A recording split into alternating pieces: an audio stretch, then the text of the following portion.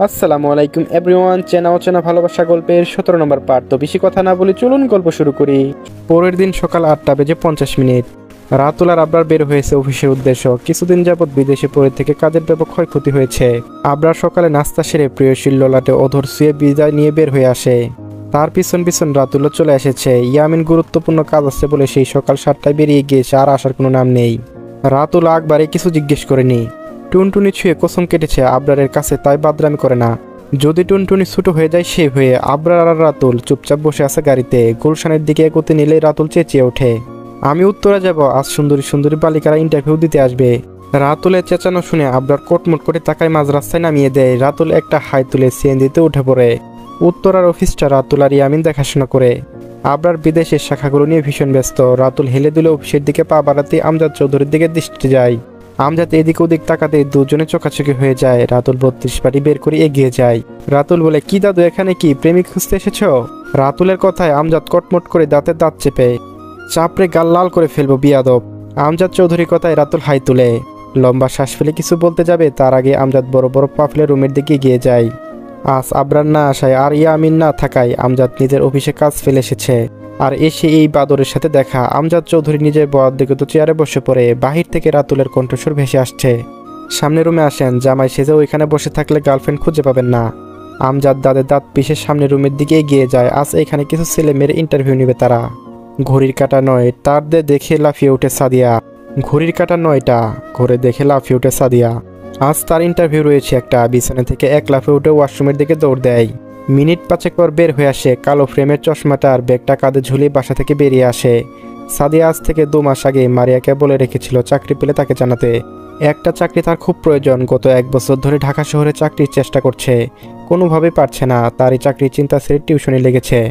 পড়াশোনা আর টিউশন একসাথে অনেক চাপ হয়ে পড়ে। তার উপর আজকাল টিউশন টিচারকে মানুষ মূল্যায়ন করে না, সম্মান করে না। চাকরিটা পেলে মন্দ হয় না। ভাবতে ভাবতে রাস্তায় এসে পড়েছে। রিক্সা ডেকে উঠে পড়ে। ঢাকা শহর মানে যানজট। সকাল 9টার দিকে জ্যাম যেন একটু বেশি পড়ে। সকল অফিস আদালতে উদ্দেশ্যে বের হয় রাস্তা, গাড়ি ঘোড়ার সংখ্যা বেড়ে যা জ্যাম তৈরি হয়। সাদিয়া আধ ঘন্টা যাবৎ জ্যামে বসে রয়েছে। একটার পর একটা রিক্সা এক পা করে এগিয়ে যায়। এরকম করতে করতে প্রায় 1 ঘন্টা 20 মিনিট পর জ্যাম কমে। সাদিয়া বিরক্ত, প্রচুর বিরক্ত সে। সকালের কড়া রোদে মাথা ঝিমঝিম করছে।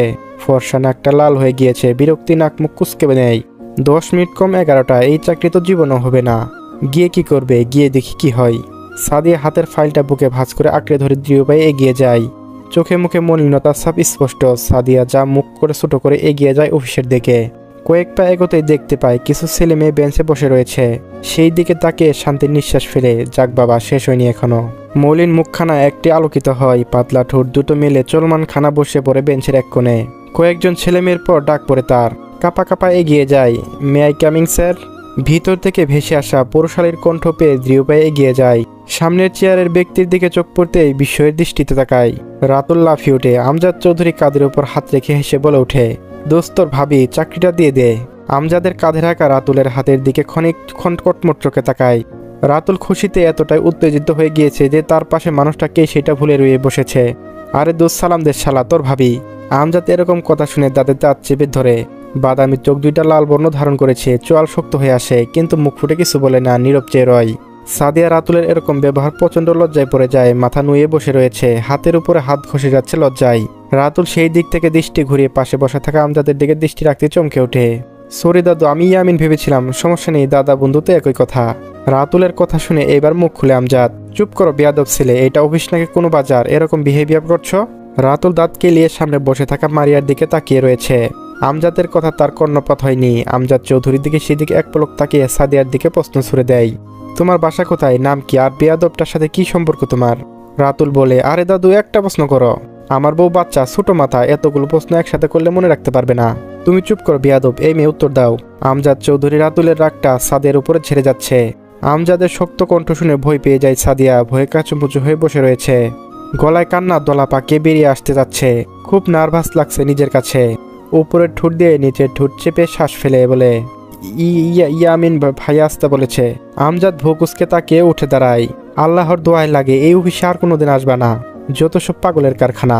আমজাদ বেরিয়ে যায় বড় বড় পা ফেলে। রাতুল সেদিকে তাকিয়ে হেসে ওঠে, শোনো মেয়ে, আমার সাথে প্রেম করলে এই অফিসে চাকরি দেব। এটা ইয়ামিনের অফিস না, এটা আমার বাপের অফিস, তাই আমার কথাই সব হবে। সাদিয়া খানিক সময় ভেবে যায় অফারটা নেওয়া যায়, ছেলেটা বাদর হলেও ভালো আছে, একটু কথা বেশি বলে সমস্যা নেই, যতদিন ঢাকায় থাকবো প্রেম থাকবে পরে শেষ। সাদিয়া ভাবার তো মুখের দিকে তাকিয়ে বাঁকা হেসে রাতুল, কিন্তু মুখ ফুটে কিছু বলে না। সাদিয়ার ভাবনা থেকে বিচ্ছেদ ঘুরিয়ে মুখ খুলে আমি রাজি। রাতুল বলে আসো প্রপোজ করি। পাদিতে গিয়ে দিলাম হাগিয়ে আই লাভ ইউ সাদিয়া, মুরগি খায় ধান তুমি আমার জান। সাদিয়া চশমাটা ঠেলে দিয়ে মুখ কুচকে তাকিয়ে হেসে ওঠে। গুলশানের আন্ডারগ্রাউন্ডে বসে রয়েছে আবরার, গুরুত্বপূর্ণ কিছু কাজ রয়েছে। চোখ ল্যাপটপের স্ক্রিনে, কপাল কুচকে তাকিয়ে রয়েছে সামনে থাকা ল্যাপটপের দিকে। তার পাশে বসে রয়েছে আরজ চৌধুরী। আবরার মূলত তার কাছে এসেছে। ভদ্রলোক মুখ কালো করে বসে রয়েছে। আবরার সেদিকে পাত্তা না দিয়ে নিজের আপন মনে কাজ করে যাচ্ছে। তার বেশিক্ষণ পর প্রবেশ করে ইয়ামিন। রুক্ষ চুলগুলো এলোমেলো হয়ে চোখের উপর পড়ে রয়েছে। শার্টের হাতে একটা হাতের বাহিরে, অর্ধেক শার্ট ইন করা আর বাকিটুকু বাহিরে, এলোমেলো পায়ে এলোমেলো ইয়ামিন প্রবেশ করে। আবরার সেদিকে একবার তাকে কপাল কুঁচকে ফেলে ভারী গলায় বলে, হোয়াট হ্যাপেন, বিধ্বংস লাগছে কেন? আবরারের প্রশ্নে কেঁদে ফেলে ইয়ামিন। ভাই ওর বিয়ে হয়ে যাচ্ছে, কিছু একটা কর ভাই। আবরার বিরক্ত হয়। বাচ্চাদের মতো কান্না করছিস? বিয়ে না দিলে তুলে নিয়ে আসবো, চিন্তা কিসের হতচ্ছাড়া? কান্না থামা, তোর জিনিস তোরই থাকবে, আমি থাকতে চিন্তা কিসের? আবরারের কথা ইয়ামিন চোখ মুছে শান্তির নিঃশ্বাস ফেলে। এতক্ষণ বুকের ভিতর থাকা ভয়টা দূর হয়েছে, মনের ভিতর একটা সাহস সঞ্চয় হয়েছে। ডিসেম্বরের শেষের দিকে, বাংলার পৌষ মাসের মাঝামাঝি সময়, শীতের প্রভাব যেন একটু বেশি পড়েছে। কুয়াশায় আচ্ছন্ন ঢাকা শহর, সূর্যের দেখা নেই। চারিদিকে টপ টপ শব্দ, কুয়াশা পড়ছে নাকি বৃষ্টি পড়ছে তা বোঝা যাচ্ছে না। এই হিমশীতের মধ্যে আকাশ থেকে হালকা ঝিরঝির বৃষ্টি পড়তে শুরু করে দিয়েছে। শীতে হিমশিম, তার উপর বৃষ্টি, পরিবেশ যেন হিমালয়ের পাদদেশের মতো তীব্র শীত। এই শৈল কাঁপানো শীতের মধ্যে বৃষ্টি ভিজে জবজব হয়ে গিয়েছে আবরার আর ইয়ামিন। বাইকে চড়াই শৈল ভিজে একাকার হয়ে গিয়েছে। আবরার আর ইয়ামিন দুইজনে গুলশান থেকে নারায়ণগঞ্জের উদ্দেশ্যে রওনা দেয়। রাতুল ইতিমধ্যে বাসায় পৌঁছে গিয়েছে। আবরারের বাইক থামে চৌধুরী বাড়ির সামনে। ইয়ামিন কাঁপতে কাঁপতে ভিতরে প্রবেশ করে আবরার গাড়ি পার্কিং করে। দোতলার বিলকুনিতে থেকে দৃষ্টি রাখতে চোখ যায় আনায়ের দিকে। শক্ত চোখে তাকিয়ে রয়েছে তার পানে। আবরার ঠোঁট উঁচু করে চুমু দিয়ে ভিতরে এগিয়ে যায়। ঝিরঝিরে বৃষ্টিতে ভিজে কালো শার্টখানা বলিষ্ঠ দেহের সঙ্গে লেপ্টে রয়েছে। চুল থেকে পানি টপ টপ করে গড়িয়ে পড়ছে। আবরারের হেলমেট হাতে নিয়ে এগিয়ে যায় বাসার উদ্দেশ্য। ড্রয়িং রুমে এগোতেই দেখা হয় আমজাদের সাথে। আবরার ঠোঁট কামড়ে ধরে এগিয়ে যায় বাপের দিকে। মনের ভিতর দুষ্টু চিন্তা হানা দেয়। আমজাদ চৌধুরীর ছেলে আগমন উপলব্ধি করতে পেয়ে হস্তবর্ষা থেকে দাঁড়িয়ে পড়ে। উপরের দিকে এগোতে নিলেই আবরার ব্যঙ্গাত্মক সুরে বলে, পালিয়ে যাওয়া দেখে তো মনে হচ্ছে প্রেম করতে গিয়ে কোট খেয়ে পালিয়ে আসছ।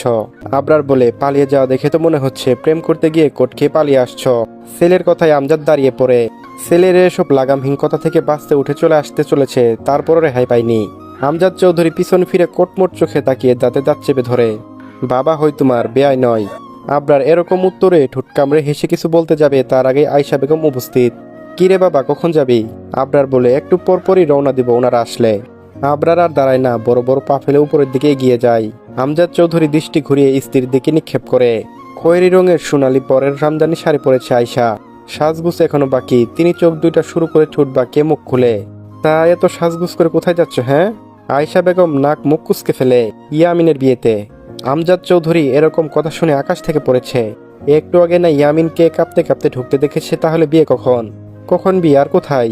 ইয়ামিনের বাড়িতে লোক আসলেই যাব। আমাদের মারিয়া আছে না, আনায়ার বান্ধবী মারিয়া, ওর সাথেই। মেয়েটা আমার খুব পছন্দ। যাক, ভালোই হয়েছে, দুইজনকে খুব ভালো মানাবে। আমজাদ মনে মনে মেয়েটার জন্য দোয়া দুরুদ পড়ছে, যেন কোনোভাবে এই বজ্জাত্তার সাথে বিয়ে না হয়। বিয়ে হলে মেয়েটার কপাল পড়বে। আমজাদ চৌধুরী হতাশায় দীর্ঘশ্বাস ফেলে। এরকম লম্বা শ্বাস ফেলায় আয়শা কর্কশ গলায় বলে, এসব সেরা চেনা পরিবর্তন করে ভালো কিছু পরে তৈরি হও। এই শীতের আবরারের ভেজা শরীর দেখে তেতে উঠে আনায়া। চোয়াল শক্ত করে রেখেছে। আবরারের গায়ে ভেজা শার্টখানা খুলে সোফায় রাতে তেতে উঠে আনায়া। মনের মধ্যে কত রং থাকলে মানুষ এই শীতে বৃষ্টিতে ভিজে। জ্বর বাঁধিয়ে ঘরে শুয়ে আমাকে জ্বালাতন করার ফোন দিত, ভালো হেঁটেছেন। আবরার মুচকে হেসে এগিয়ে আসে। আনায়ার প্রায় কাছে মাথা রাখে। ভেজা চুল থেকে পানি পড়ছে আনায়ার পায়ে। আনায়া পাশ থেকে তোয়াল নিয়ে যত্ন করে চুল মুছতে শুরু করে। আবরার মাথা তুলে তাকায়। তৈরি হয়ে নাও, ময়মনসিংহে যেতে হবে। আনায়া আর জবাব দেয় না। তার চুল প্রচন্ড খারাপ লাগছে, একদম দুর্বল লাগছে। ঘুরে আসলে হয়তো ভালো লাগবে। দুপুর 2টা। চৌধুরী বাড়িতে প্রবেশ করে মাইমুনা বেগম আর মিলন শিকদার। আবরার নিজের প্রাইভেট হেলিকপ্টার পাঠিয়েছে, তাদেরকে চট্টগ্রাম থেকে নিয়ে এসেছে। ছেলের বিয়েতে মা বাবা থাকবে না তা কখনোই হয় না। বিয়ে যেভাবেই হোক বাবা মা লাগবেই। তাই তার পরিকল্পনা অনুযায়ী তাদের নিয়ে আসা। মিলন শিকদার চট্টগ্রামের ব্যাংকে ম্যানেজার হিসেবে কর্মরত রয়েছে। মাইমুনা বেগম গৃহিণী। তাদের একটা মাত্র ছেলে ইয়ামিন। আমজাদ চৌধুরীর সাথে কুশল বিনিময় করে বসে সবাই। আয়শা বেগম সবাইকে নাস্তা দিয়ে নিজের স্বামীর পাশে বসে পড়েন। সকলে গল্প গুজবে ব্যস্ত। আবরার হাতে ঘড়ি পড়তে পড়তে সিঁড়ি দিয়ে নিচে নামে। তার এক পাশে ইয়ামিন আর রাতুল, অপর পাশে আনায়া। তিন বন্ধু একই সাজ দিয়ে বের হয়েছে। তিনজনের পরনে সাদা শার্ট, কালো প্যান্ট, কালো স্যুট। আপনারা একটু পর বের হবেন, আমি লোকেশন পাঠিয়ে দেব। আবরারের কথায় সবাই সম্মতি দিয়েছে। আবরার এইবার আনায়াকে ইশারা করে, তুমি তাদের সাথে চলে এসো, আমার গুরুত্বপূর্ণ কিছু কাজ রয়েছে। আনায়া মাথা কাত করে বাড়ির সকলকে বুঝিয়েছে আবরার। ইয়ামিন, রাতুল বের হয়। রাতুলের মুখোশ নিষ্পিস করছে কিছু বলতে, কিন্তু বেচারা সুযোগ পাচ্ছে না। তিন বন্ধু গাড়িতে চেপে বসে। ঘড়িতে 2টা। ঢাকা থেকে ময়মনসিংহ দূরত্ব 4 ঘন্টা। আবরারের গাড়ি ইঞ্জিন চালু করতেই রাতুল মুখ খুলে, শালা হিজরা, মেয়েদের মতো কান্না করে। তোর জন্য আমাদের বদনাম হবে। সেহমার্কা জীবন, মাথায় বদবুদ্ধি বলতে কিচ্ছু নাই। আমার থেকে ধার নিতে পারিস না? ইয়ামিন মুখ খুলে, তোর জন্য তো প্রেমটা জমাতেই পারলাম না। শোন, সব সময় শর্টকাট রাস্তা ধরবি, বুঝলি? তাহলে আর এত প্যারা নিতে হবে না। ইয়ামিন বোকা বোকা চোখে তাকায়। শর্টকাট রাস্তা মানে? এই যেমন ধর, প্রেগনেন্ট বানিয়ে দিবি, তাহলে মেয়ের বাবা মেয়ের 14 গোষ্ঠী বিয়ে দেওয়ার জন্য কুত্তা পাগল হয়ে যাবে। কথাটা শুনে আবরার গাড়ি থামিয়ে পা থেকে জুতা খুলে ফিক্কা মারে। ছাগলের বাচ্চা, মুখটা বন্ধ রাখবি? আহা, ভালো কথার দাম নাই, উচিত কথা ভাত নাই, আর ভালো মানুষের নাম নাই। আমি ভাই এসব ঝামেলা নাই, প্রেম করছি, প্রেগনেন্ট বানিয়ে দেবো, তাহলে রাস্তা ক্লিয়ার। আবরার আর কিছু বলে না। এরে বললেও কোনো লাভ নেই, এর থেকে বেশি বলবে। যদিও রাতুলের বকবক তার ভালো লাগে, হাজার কষ্টের মাঝেও ছেলেটা হাসি খুশি থাকে। বিকাল গড়িয়ে সন্ধ্যা নেমেছে ধরনী জুড়ে। মসজিদ মিয়া মেয়ে বিয়ে দেওয়ার জন্য তড়িঘড়ি করে সকল দিক সামলাচ্ছে। রাতে কাজী ডেকে বিয়ে পড়ানো হবে। দেখতে এসে মেয়েকে পছন্দ হয়ে গিয়েছে। ছেলেকেও তার মনে ধরেছে খুব। পেশায় বেসরকারি বিশ্ববিদ্যালয়ের শিক্ষক, তাই তিনি কাউকে না জানিয়ে বিয়ে দিচ্ছে। এমনকি যার বিয়ে তার মতামত নেওয়া প্রয়োজন মনে করেনি তিনি। তার মতে ছেলে ভালো, আর কি লাগে। পাড়া প্রতিবেশী খবর পেলে হয়তো তিনি বিয়ে দিতে পারবে না। গ্রামের মানুষ কারো ভালো কেউ দেখতে পারে না। রেহানা বেগম স্বামীর কথায় অবাধ্য হতে পারবে না। স্বামী যা বলবে তাই করতে হবে। তিনি সকল রান্নার কাজ এক হাতে সামলেছে। রাত প্রায় হয়ে এসেছে। মাগরিবের নামাজের পর বিয়ে পড়ানো হবে। মারিয়াকে একটা গাঢ় লাল রঙের শাড়ি পরানো হয়েছে। জোর করে শরীর পেঁচিয়ে দিয়েছে পাড়ার মেয়েটা। কান্নার ফুলে চোখের কাজল নিচে নেমে পড়েছে। ফর্সা নাক মুখ লাল বর্ণ ধারণ করেছে। অসুস্থ বাবাকে দেখতে এসে ফেঁসে গিয়েছে সে। ইয়ামিনকে শুধু একবার বলতে পেরেছে কল দিয়ে, আর যোগাযোগ করার মতো সুযোগ পায়নি। পাশে দাঁড়িয়ে থাকা মেয়েটাকে সরিয়ে কাপা কাপা হাতে ফোনটা নিয়ে টেক্সট করতে যাবে, তার আগেই মায়ের ধবনে কাজে এসে পড়েছে। বিয়ে পড়ানো শুরু হবে। মারিয়ার বুকে ধুকবুক বেড়ে গিয়েছে। এই হিমশীতল শরীর ঘামতে শুরু করে দিয়েছে। মৃদু কাঁপছে শরীর। রেহানা বেগম মেয়ের অবস্থা দেখে এগিয়ে এসে জড়িয়ে ধরে বসার ঘরে নিয়ে যায়। সকল মুরব্বী বসে রয়েছে। সে কাপা কাপা শরীর নিয়ে সামনে চেয়ারে বসতেই কাজে বিয়ে পড়ানো শুরু করে। মেয়ের বিয়ে আগে তাই খাতায় মা বাবার নাম লিখে, তারিখ লিখে মারিয়াকে আলহামদুলিল্লাহ কবুল বলতে বলে। মারিয়ার শরীর মাত্রা অতিরিক্ত কাঁপছে। রেহানা বেগম আস্তে করে মাথায় হাত বুলিয়ে দেয়, বলে দে মা। মারিয়া শুকনো ঢোক গিলে গলা শুকিয়ে কাঠ হয়ে গিয়েছে। জিহ্বা তালুর সাথে লেগে যাওয়ার উপক্রম। কিছু মুহূর্ত নিয়ে কাপা কাপা গলায় বলতে গেলে একটা প্লাস্টিকের চেয়ার এসে পড়ে জামাইয়ের মুখে। বসার ঘরে বসে রয়েছে সবাই। ছেলের বাবা, চাচা, বড় ভাই। মেয়ে পক্ষে শুধু মজিদ মিয়া আর রেহানা বেগমই রয়েছে। সাথে পাড়ার একটা মেয়ে। মারিয়াকে সাজানোর জন্য নিয়ে আসা হয়েছে তাকে। ঘরের ডান দিকে মাথা নিচু করে বসে রয়েছে মারিয়া। তার ঠিক সামনেই ছেলেকে বসানো হয়েছে। মারিয়ার সামনেই মৌলবী বসে রয়েছে, হাতে খাতা। ঘরে সকলের দৃষ্টি মারিয়ার দিকে। তার মুখ থেকে কবুল বলা শোনা। রেহানা বেগম মেয়ের মাথার পাশেই দাঁড়িয়ে রয়েছেন। ডান হাতটা মেয়ের মাথায় রেখে নিম্ন সুরে কয়েকবার বলে, কৌ মা, ডরাইও না, মা আছে তো। মায়ের কথায় মারিয়া কাপা কাপা গলায় কিছু উচ্চারণ করতে যাবে, তার আগে বাহির থেকে লাল রঙের একটা চেয়ার ভেসে আসে একদম জামাইয়ের মুখ বরাবর। হঠাৎ করে এরকম হয়, ধরফরে উঠে সবাই সকলে দাঁড়িয়ে পড়ে। জামাইয়ের নাক মুখ থেকে গোল গোল করে রক্ত বের হচ্ছে। তেলে পড়ে জসিমউদ্দিন, ছেলের বাবা। মজিদ মিয়া তড়িৎ গতিতে বের হতে নিলেই তিনজন একসাথে ঘরে প্রবেশ করে। মাঝখানে আবরার, ডান পাশে ইয়ামিন, বা পাশে রাতুল। রাতুল মুখ টিপে হাসছে জামাইয়ের দিকে তাকিয়ে। ইয়ামিনের দৃষ্টি তার সামনে বসে থাকা লাল শাড়ি পরিহিত রমণীর দিকে। শান্ত চোখে এক নজর তাকায়। আবরার সোজা চেয়ারে বসে পড়ে। তিনজনকে দেখে মারিয়া একটা স্বস্তি পেলেও মজিদ মিয়া ভীষণ অবাক হয়। তোমরা কেডা বাপ? আবরারের দৃষ্টি দূরে দাঁড়িয়ে থাকা 27 বছরের ছেলের দিকে। মুখে হাত দিয়ে দাঁড়িয়ে আছে। আবরার মজিদ মিয়ার প্রশ্ন উপেক্ষা করে, কথা কও না কেন, কেডা তোমরা? এইবারও আবরার কিছু বলে না। ইয়ামিন লম্বা করে শ্বাস ফেলে বুকে হাত গুজে ঠাই দাঁড়িয়ে রয়। রাতুলের ভিতরটা ছটফট করছে কিছু বলতে, কিন্তু আবরারের ডরে কিছু বলছে না। সকলে নীরবতা। এবার জসিম মিয়া বসা থেকে উঠে দাঁড়িয়ে পড়ে। মাস্তানি হচ্ছে এখানে? কেউ তো ভাড়া করেনি, তাহলে মাস্তানি করতে চলে এসেছো কেন? আবরার ঘাড় ঘুরিয়ে ভদ্রলোকের পানে তাকায়। শান্ত কণ্ঠ, ভয়ঙ্কর কথা। হালার ঘরে হালা বুইরা বয়সে মরার পায়তারে উঠেছে। আমি কে তোর বাপ রেজিগা? মুখ বন্ধ রাখ, নয়তো মুখই থাকবে না, কথাও বের হবে না, শালা বুইরা খাটাস। আবরারের কথায় জসিম মিয়া চুপ থাকলেও মজিদ মিয়া চুপ করে থাকেনি। এতক্ষণ রেহানা বেগম নীরব দর্শকের ভূমিকা পালন করলেও এখন স্বামীর সাথে নিজেও স্বর তুলে। এইখানে কি তার লাগে আইসো? বিয়ে বাড়িতে আইসো, ভালো কথা, বসে থাকো, কোনো জ্ঞানদাম লাগাইও না। আবরার বলে, চাচি এক গ্লাস পানি দেন তো। রেহানা বেগম বাহিরে পানির উদ্দেশ্যে হাঁটা ধরে। রেহানা বেগম ঘর থেকে বের হতে নিলেই রাতুল মুখ খুলে, ঢাকা থেকে ময়মনসিংহ কি স্বাদে এসেছি চাচা? আপনার মেয়ে বিয়ে ভাঙতে এসেছি। মজিদ মিয়া এবার চেতে উঠলেন, ভীষণ চিৎকার করে বলে ওঠে, কেন বিয়ে ভাঙবে কেন? কারণ আপনার মেয়ের বাচ্চা আমার পেটে। ঘরে প্রবেশ করার সকলে বোকা বনে যায়। বলে কি এই ছেলে? ইয়ামিন ঠোঁট কামড়ে হেসে ধাক্কা দিতেই রাতুল আবরার বলে ওঠে, থুক্কু, আপনার মেয়ের বাচ্চা আমার বন্ধুর পেটে। বিশ্বাস করেন চাচা, আমার ভোলো ভালো বন্ধুকে পেয়ে আপনার মেয়ে ইজ্জত লুটে নিয়েছে। এখন এই মুখ কি করে দেখাবে আমার বন্ধু? যদি আপনি অন্য জায়গায় বিয়া দিয়ে দেন, আমার বন্ধু মরা ছাড়া উপায় থাকবে না গো চাচা। রাতুলের কথা শুনে মারিয়া ঠোঁট মেলে হেসে ওঠে। ইয়ামিনও হাসছে। আবরার ঠোঁট চেপে ধরে। হাসা যাবে না, তাই ঠোঁট দুটো চেপে ধরে আবরার। মজিদ মিয়া হা করে তাকিয়ে রয়েছেন। রাতুলের বলা সব কথা তার মাথার উপর দিয়ে গিয়েছে। জসিম মিয়া এইবার জায়গা থেকে নড়ে চড়ে দাঁড়িয়ে শক্ত কণ্ঠে বলে, শুনো ছেলে, তোমার কথা আমি বুঝতে পেরেছি। এই মেয়ে বাচ্চা পেটে নিয়ে আমার ছেলের ঘাড়ে বসতে চলেছিল। কি সাংঘাতিক ব্যাপার। হ্যাঁ মজিদ, তোমাকে আমি ভালো মনে করেছিলাম, তুমি এমন করলে আমার সঙ্গে। তোমার নষ্টা মেয়েটাকে আমার ঘিরে চাপা। বাকি কথা শেষ করতে পারিনি, তার আগে কণ্ঠনালী চেপে ধরে আমিন ডান হাতে 5 আঙ্গুলের সাহায্য গলার রক চেপে ধরেছে। মজিদ মিয়া স্তূপায় এগিয়ে যায়। মারিয়া চোখ তুলে তাকায়। ঠুটের কোণে এক চিলতে মুচকি হাসি। এসব যেন তার খুবই ভালো লাগছে। আবরার সেই দিকে তাকিয়ে গালে জিভ দেশে দেয়। রাতুলের হাতে বন্দুকটা নিয়ে উঁচু গলায় বলে ওঠে, সাদে কি তোরে বোকাচোদা বলি? হাতের কাছে সুন্দর সুন্দর জিনিস থাকতে হাত লাগালো কাদা কোন জায়গায়? ইয়ামিন গলা ছেড়ে দাঁড়িয়ে রইল টান টান করে। জসিম মিয়া বড় বড় নিঃশ্বাস নিচ্ছে। এক মুহূর্ত আর ওইখানে থাকবে না। থাকলেই বিপদ। কাজী পালাতে নিলেই আবরার ইশারা করে, বসেন, আপনার কাজ আছে। শেষ না করে গেলে এইখান থেকে একটা বুলেট আপনার নামে দান করে দিব। কাজী ভয়ে চেয়ারে বসে পড়ে। এই শীতের মধ্যে কপাল বেয়ে ঘাম গড়িয়ে পড়ছে। জসিম মিয়া ভয়ার্থক কণ্ঠে মিনমিন গলায় বলে, মজিদ মিয়া যাই ভাই, কোনো ভুল ত্রুটি করলে মাফ চাই। মজিদ মিয়া আর কিছু বলেনি। এতক্ষণের কাহিনীতে বোঝা হয়ে গিয়েছে এই ছেলে একটা তার মেয়ের সাথে কোনো সম্পর্ক রয়েছে। রেহানাও আর কথা বাড়ায়নি। দুইজনের সম্মতি দেন। জসিম মিয়া বের হতে নিলে আবরারের হুঙ্কার, এই দাঁড়া, মাপ চা। জসিম মিয়া বলে, মাফ করে দাও বাবা, আমার কাছে না, মারিয়ার কাছে চা। যাকে উল্টাপাল্টা কথা বললে তার কাছে চা। আর শুনে, এখানের কথা যেন কোনো পাসকান না হয়। যদি হয় তাহলে তো জানিস। তুই না জানলেও তোর ছেলে খুব ভালো করে জানে আমি কি। তাই মাপ চা আর ফুট। জসিম মিয়া মারিয়ার কাছে মাপ চেয়ে বের হয়ে আসে। কাজী সাহেব কাচুকুচু হয়ে বসে রয়েছে। রাতুল তার পাশে গিয়ে বসে রেহানা বেগমকে উদ্দেশ্য করে বলে, মেহমান আসলে খেতে দিতে হয় জানেন না? ওই ডায়রিয়া, উঠে খাবার নিয়ে আসো, ক্ষুধা পেয়েছে তোমার বিয়ে ভেঙে। মারিয়া ইয়ামিনের দিকে তাকিয়ে মুচকে হেসে উঠে পড়ে মায়ের সাথে রান্নাঘরের দিকে গিয়ে যায়। আবরার বাহিরে গিয়েছে। মজিদ মিয়া দৃঢ় ভাই এগিয়ে যায় রাতুল আর ইয়ামিনের দিকে। বাবা, তোমাদের উদ্দেশ্যটা যদি কইতা।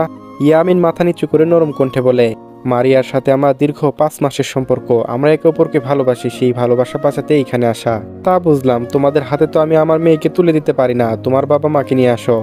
পাশ থেকে রাতুল বলে ওঠে, চাচা আপনি চিন্তা করবেন না, আমরা সব ব্যবস্থা করে এসেছি। আপনি 10 মিনিট অপেক্ষা করেন, সবাই আসছে। মসজিদ নিয়ে আর কথা বাড়ায় না। যেইখানে মেয়ের শান্তি সেইখানে বিয়ে দিবে মেয়েকে। ছেলেগুলো ভালো আছে, শুধু মাথা একটু গরম। দেখতেও রাজপুত্রের মতো, লম্বা ফর্সা পরিপাটি। রেহানা বেগমেরও মনে ধরেছে খুব। এতক্ষণ এসব কাহিনীতে তার সব বোঝা শেষ। তার খুব ভালো লেগেছে ছেলেগুলো মারামারি। একদম সিনেমার মতো। ছেলেগুলো সিনেমার নায়কদের মতো সুন্দর। গ্রামের আঁকাবাঁকা রাস্তায় গাড়ি ওর দেখে সে আর আসতে পারছে না। চারিদিকে ঘুরঘুটে অন্ধকার। আয়েশা বেগম এসব রাস্তা যাতায়াত করে অভ্যস্ত হয়, এত বেগ পেতে হচ্ছে না। তাকে অনুসরণ করে সবাই পিছন পিছন এগিয়ে আসছে। তার সামনে দাঁড়িয়ে রয়েছে আবরার। সবার হাতে ফোনের ফ্ল্যাশ। আবরারের দৃষ্টি যায় আনায়ার দিকে। শুল দুর্বল দেখে মনে হচ্ছে দৃঢ় পায়ে আসছে। আবরার এগিয়ে গিয়ে পিঠের দিকে এক হাত চেপে জড়িয়ে ধরে। আনায়া মাথা কাঁধে এলিয়ে দেয়। আয়েশা বেগম দুজনের দিকে তাকিয়ে মুচকে হেসে বলে ওঠে, 3-3 বার বমি করেছে। শুল একদম দুর্বল হয়ে পড়েছে। ঢাকায় ফিরেই তুই ডাক্তার দেখাবি। আবরার কিছু বলে না। প্রেয়সীর ক্লান্ত মুখের দিকে খানিকক্ষণ তাকিয়ে রয়। দীর্ঘ 15 মিনিটের রাস্তা অতিক্রম করে কাঙ্ক্ষিত জায়গায় পৌঁছে যায়। রেহানা বেগম এগিয়ে আসে। আয়েশা বেগমকে তিনি আগে থেকেই চিনতেন, তাই অসুবিধা হয়নি। মাইমুনা বেগমের সাথে কথা বলে ঘরে বসায়। মাইমুনা বেগম নিজের ইচ্ছে করে কদম রাখতে পারেনি। বেয়ান আমার বউ কোথায়, নিয়ে আসেন তাকে। রেহানা বেগম হেসে মারিয়াকে নিয়ে আসে। মারিয়া ঘরে প্রবেশ করে চোখ যায় আনায়ার দিকে। চোখ বন্ধ করে আবরারের কাঁধে মাথা এগিয়ে বসে রয়েছে। দ্রুত সেদিকে এগিয়ে যায়। ভাইয়া আনায়ার কি হয়েছে? তাকে শোয়ান এখানে, শরীর বেশি খারাপ? মিলন সাহেব আর মাইমুনা বেগম সেই দিকে তাকিয়ে মুচকে হেসে উঠে, দেখতে মাশাআল্লাহ। মারিয়া আনায়াকে শুয়ে তাদের কাছে ফিরে যায় মাথা নিচু করে। মাইমুনা বেগম থুতনি উঁচু করে ধরে কয়েকবার উচ্চারণ করে, মাশাআল্লাহ মাশাআল্লাহ। বেয়ান বিয়ের কাজ শুরু করেন, আমাদের ফিরতে হবে আবার। মসজিদ মিয়া কিছু খাবার দাবারের ব্যবস্থা করে মেয়েকে সাজিয়ে নিয়ে এসে কাজীকে ইশারা করে বিয়ে পড়াতে। কাজী সাহেব বিয়ের কাজ শুরু করে। খাতায় ছেলে মেয়ের বাবার নাম লিখে নিল। বিপদে বাদে দেনমোহর লিখতে। ভয়ে ভয়ে মিনমিনু বলে, দেনমোহর কত লিখবো বাবা? রাতুল হাই তুলে বলে, ইয়ামিনের কিডনি, লিভার, ফুসফুস লেখেন চাচা। সাথে চোখ দুইটা যেন পাতনা পড়ে। মারিয়া বলে, তাই লেখেন চাচা। ইয়ামিন লাফিয়ে উঠে, আম্মা আমি বিয়ে করব না, চলে যাই আমরা। মারিয়ার দিকে তাকিয়ে বলে, আপনি কি আফা? সরি, ভুল রাস্তায় চলে এসেছি। মাইমুনা বেগম নাম করে কিল বসায় ছেলের পিঠে। মুহূর্তে ক্যাক করে ওঠে ইয়ামিন। উপস্থিত সবাই হেসে উঠলেও হাসি নেই আবরারের মুখে। সেই গম্ভীর মুখে বলে ওঠে, বিয়ের কাজ শেষ করেন, আমার বউ অসুস্থ, ডাক্তার দেখাতে হবে, তাই কুইক করেন। আবরারের কথায় কাজী সাহেব সবকিছু ঠিক করে মারিয়াকে কবুল বলতে বললে সে একটু সময় নিয়ে বলে, আলহামদুলিল্লাহ, কবুল কবুল কবুল। ইয়ামিনকে কবুল বলতে বললে সে এক লাফে বলে ওঠে, কবুল কবুল কবুল। কাজী সাহেব বলে, বাবা আলহামদুলিল্লাহ বলতে হবে। ইয়ামিন বলে, আলহামদুলিল্লাহ, কবুল কবুল কবুল।